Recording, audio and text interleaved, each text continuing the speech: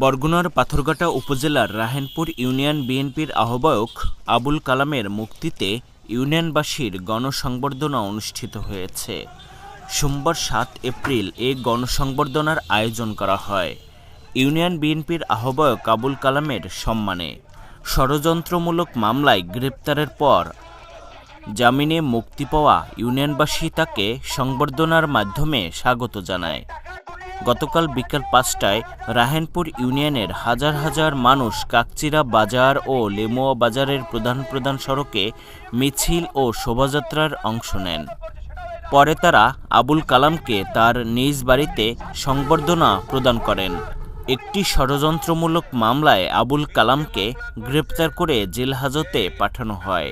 তার জামিনের খবরে ইউনিয়ন জুড়ে ছড়িয়ে পড়ে প্রায় ৫ শতাধিক মোটরসাইকেল নিয়ে নেতাকর্মীরা শোডাউনের মাধ্যমে এই সংবর্ধনার আয়োজন করেন।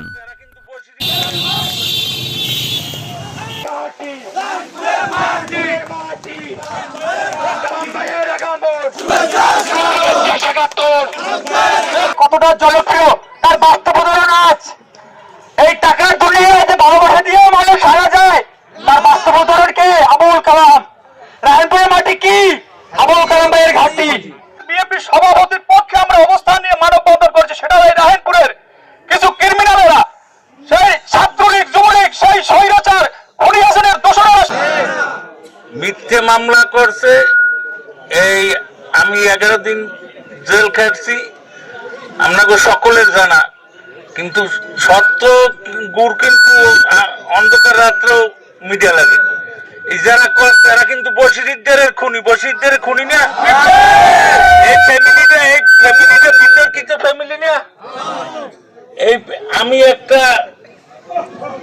মানববন্ধন করছি মাদকের বিরুদ্ধে। এই আমার রাহেনপুর ইউনিয়ন ছাত্র দলের সভাপতি সৈয়দ সুমন এই মাদকের ব্যবসা করে, এর বিরুদ্ধে করার পর তাদেরকে নিয়ে একটা ষড়যন্ত্র করে আমার বিরুদ্ধে একটা মামলা করাইছে। মামলা করে আমি 11 দিন হঠাৎ করে যাই হোক আমি কদরের নামাজ পড়ে ফোন বন্ধ করে ঘুমাইছি, যার কারণে আমার ফোন বন্ধ ছিল, আমার বিপদ হয়েছে। তাই সত্য মিথ্যে কিন্তু আজকে দুধের বাচ্চারা বোঝে। আমি এই ষড়যন্ত্রের শিকার, আপনাকে মাধ্যমে আমি এর বিচার চাই,